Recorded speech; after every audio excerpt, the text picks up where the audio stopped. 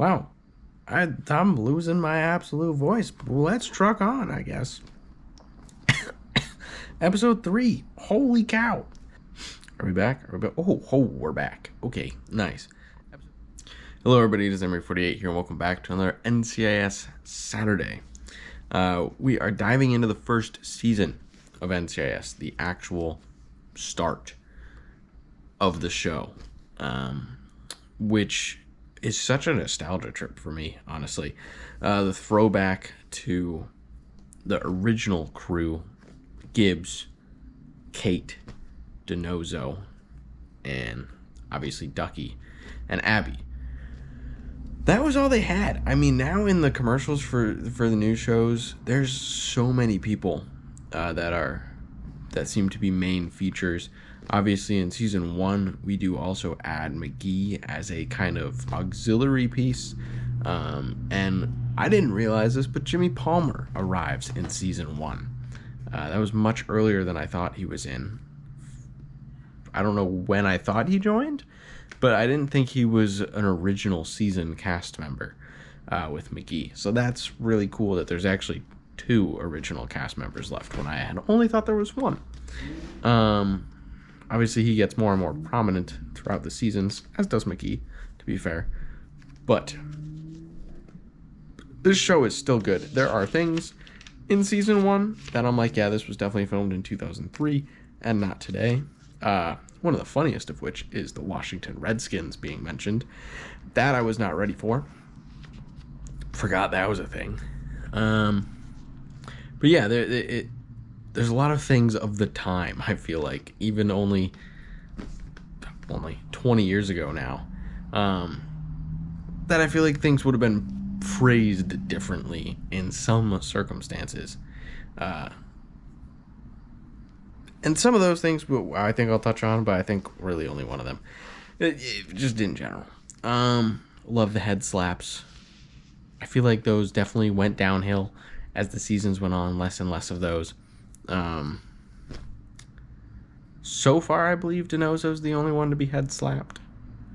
I think that does expand in season 2. And the story arc towards the end of the season, I did not realize was in the first season. I thought that was later. But we'll dive into it. We'll do a summary of the episodes. There's 23 episodes a season, which is quite impressive. Then I'll give some final thoughts on season 1.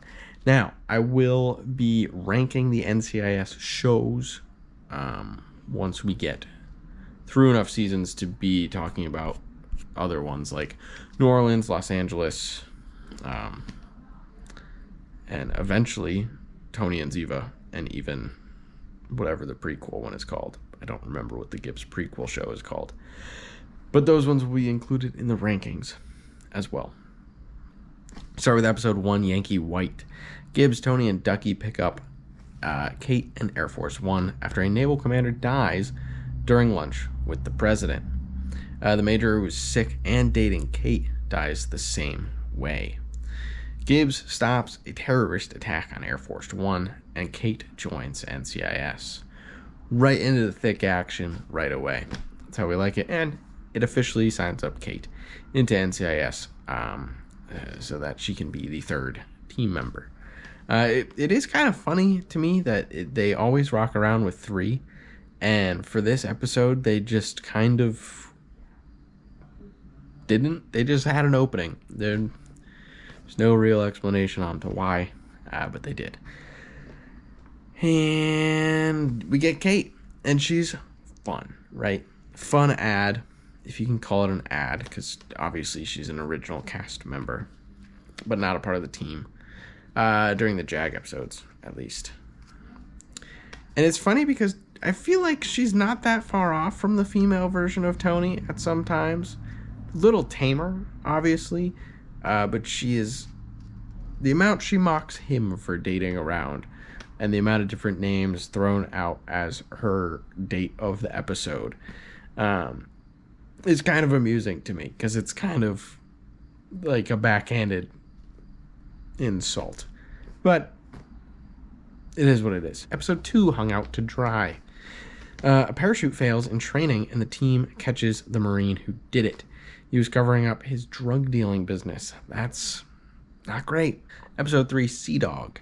A commander is killed by the same gun drug dealers were killed with. Kate accidentally includes FBI in their investigation, which is Fornell, who I don't know how long he goes on with the show, but his first appearance was in episode 1, so he appears before a lot of other people, and he probably continues on beyond a lot of other people as well. The killers are on the FBI terrorist list and recognized by counterfeits. NCIS kills the terrorist before he can blow up power to the East Coast. Episode 4, The Immortals. Naval body weighted down to a coral reef. It's all over an MMO RPG, which I'm sure at this time in 2003 was a very, very new concept, especially the way that they are explaining it to Gibbs as if it's a piece of sliced bread. But nowadays, that's a very, very well-known term, and people not being able to know the difference between a video game and real life is not abnormal. And it's been seen more since. He kills himself from a dare to prove he was truly immortal, trying to walk along the bottom of the ocean. And a bomb detonates in the captain's quarters. But NCIS knew it was there, so they get the captain out in time. Episode 5, The Curse. Hunter finds a body in a capsule.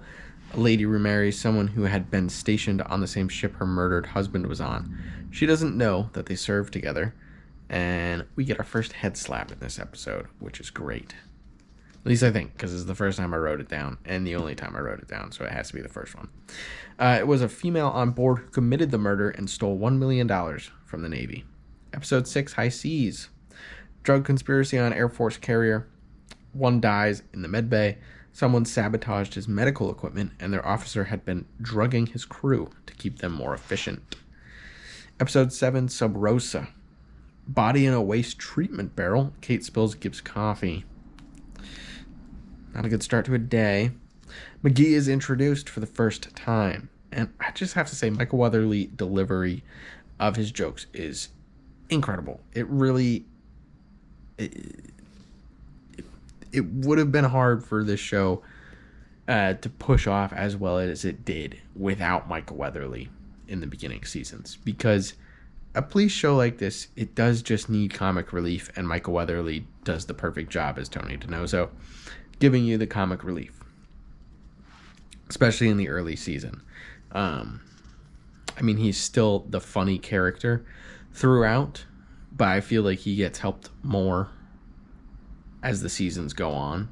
Obviously, his banter with Kate is really what makes it work, but him and McGee in the early season of like kind of frat hazing is amusing. The fake knew that he was caught and suffocates in a bag. His accomplice is on the loose, unless I misinterpreted the end of this episode and he didn't have an accomplice and he was this accomplice and the person was the same person and there wasn't actually two people. That's also possible.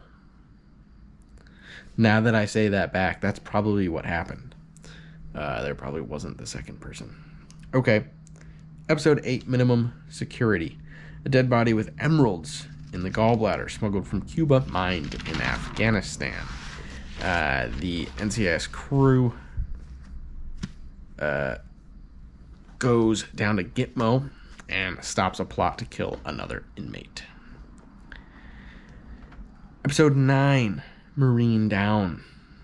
A Marine thought dead calls his wife during his wake.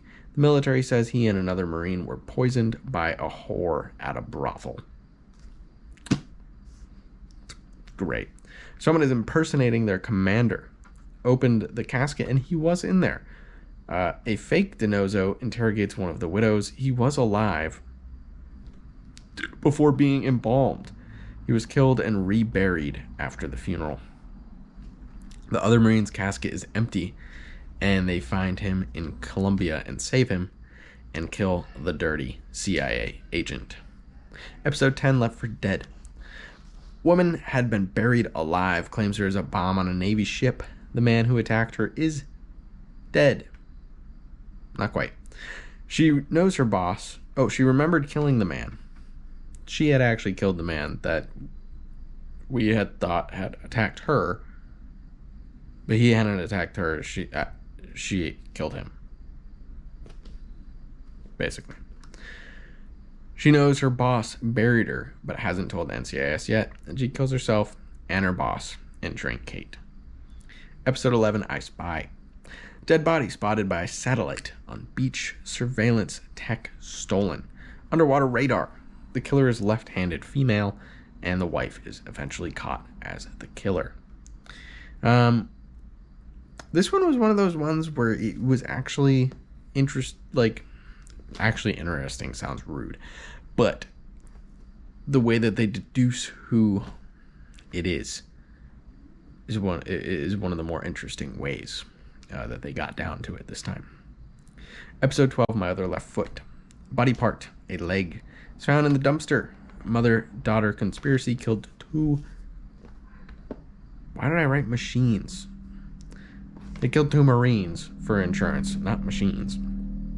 For insurance fraud. Caught by matching tree DNA in their front yard. Episode 13, One Shot, One Kill.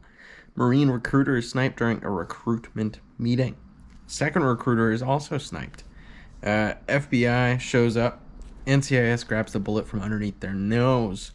The same feather and a feather from the crime scene. The same feather is also found from the first crime scene. The water delivery guy drops it off while Gibbs is undercover as a recruiter. Gibbs is protected by bulletproof glass. Tony kills the shooter, and he had been denied entry into the Marines for mental health reasons. Episode 14, The Good Samaritan. Woman pretending to be broken down kills Navy dentist who tried to help. Civilian worker at the same Navy base is also killed in the same way. The third murder, an aviator, potentially by a copycat, confirmed that all 3 were killed by the same gun. The wife and twin were the combined killers. Episode 15, Enigma. Marine colonel returned to U.S. from Iraq without orders, possibly with $2 million. Gibbs knows him, and he is on FBI's most wanted list. He sent a message to Gibbs from Iraq. In his house was an executed man who had been being interrogated. The house was also shot up, and a bomb, which does explode after NCIS gets out of the house. The colonel calls Gibbs and sets up a meeting. He found that a group was skimming money.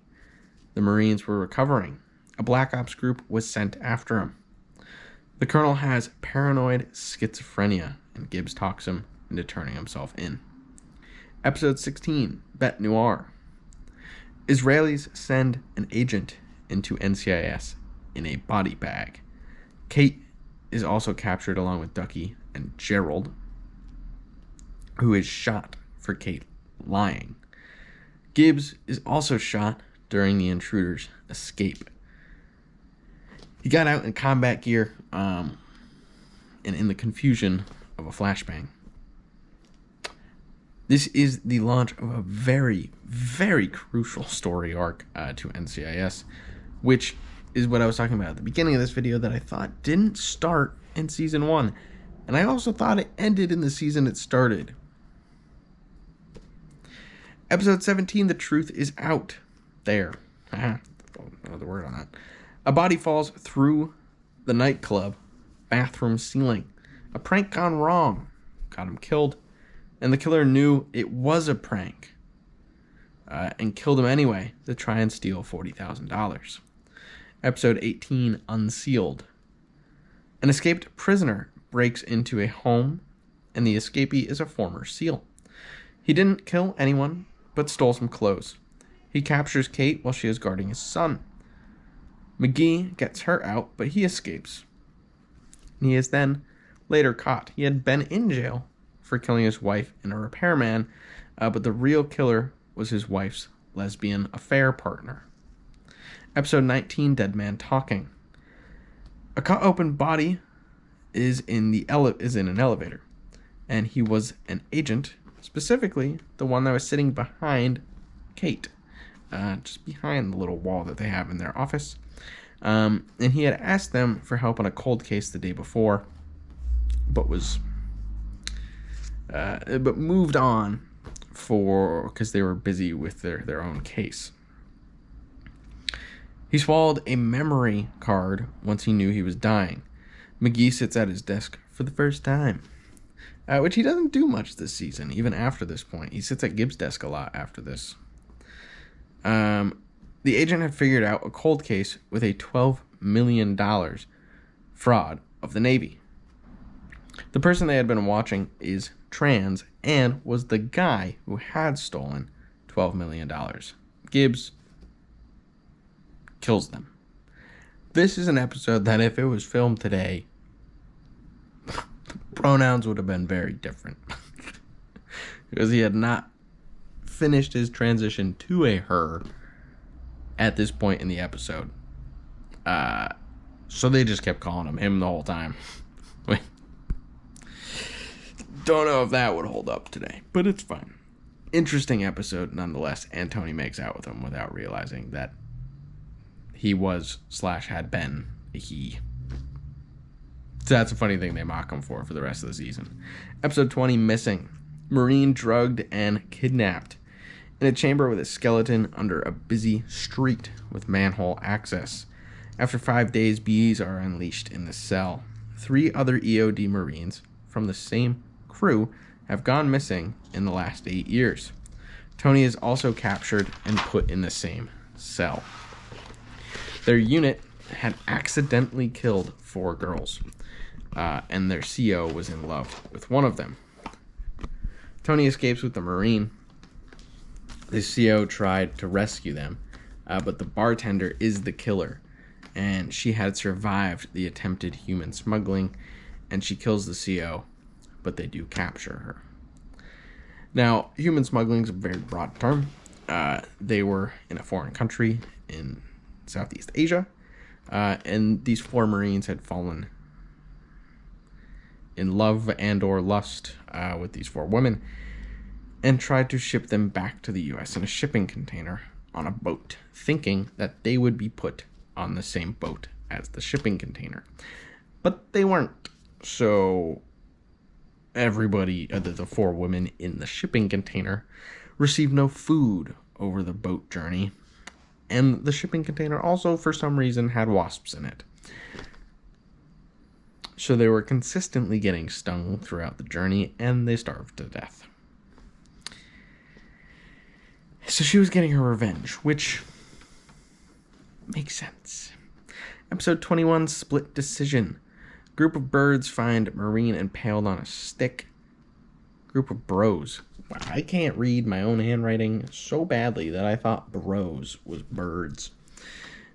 Jimmy Palmer is introduced for the first time 21 episodes in.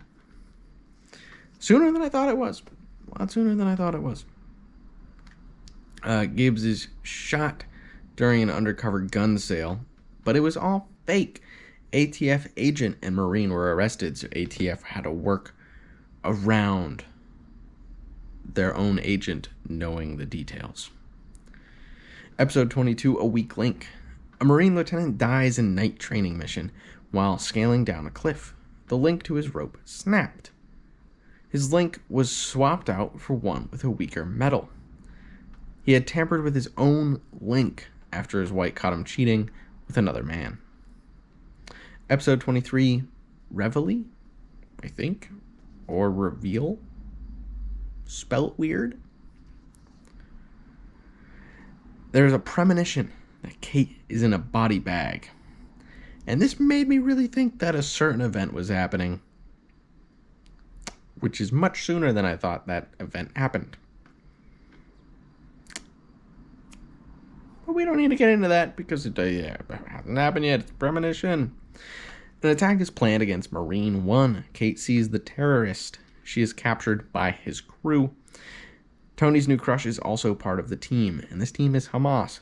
But as I don't know if it was actually revealed yet, but the guy that infiltrated NCIS was Israeli. Yeah, I know this is filmed 20 years ago, but I don't see them working together. It's just a guess. McGee identifies the terrorist as Ari Haswari. First name Israeli, second name Islamic. He kills the Hamas agent, Tony's crush, and reveals himself as Israeli to Kate. Then stops the Hamas crew attacking Marine 1 with the Israeli president on board. Gibbs and Ari chat, and Gibbs shoots him, not fatally, just in the same spot that he shot Gibbs. And Ari will now be able to infiltrate Al-Qaeda. So Kate, we're good. She gets brought back after being captured by Hamas terrorists, which is fairly terrifying. But yeah, I mean, I really enjoyed the bring back to season 1. I had not seen these in a long time, and I can't say there was an episode that I didn't recall at least a little bit of. Most of the deaths I feel like I remembered. Obviously, all the jokes and stuff I have no recollection of. But I've probably seen most of these episodes more than once. But seeing them actually all the way through in like season order and actual intended order was a lot of fun. There are definitely seasons between like 2008 and 2014 that I probably watched every episode in order when it was released. But 2003 was definitely too early for me to have been actually watching NCIS on release day. So this is good to get back into. I'm excited to get into season 2. Got a good crew going. We got Gibbs, head slaps. Still got the male white dude as director. I don't know when his time comes to an end. He was fine in this season. I wasn't impressed by him. We get McGee, who I'm assuming is going to be a much more active role starting in season 2 and not just an auxiliary piece. Abby's in there for a long, long time. Ducky and Jimmy are in there forever. And DiNozzo's in there for a pretty long time. I think our next install is Ziva David, which I believe must be coming in season 2 if Ari Swari's already here. Ziva's got to be popping up sometime in season 2. Which is terrifying. But she's also a great character, so it's like... you lose one, get the other. It's a trade-off, I guess. Get some good episodes with Kate. Season 1 was great. That is all I have for season 1 of NCIS. Really enjoyed it. I can see why this is a top show. Yes, I have bias and I have nostalgia. Deal with that. That's fine. I don't really care. Great show. Thank you everybody so much for watching, and I hope you have a wonderful rest of your day.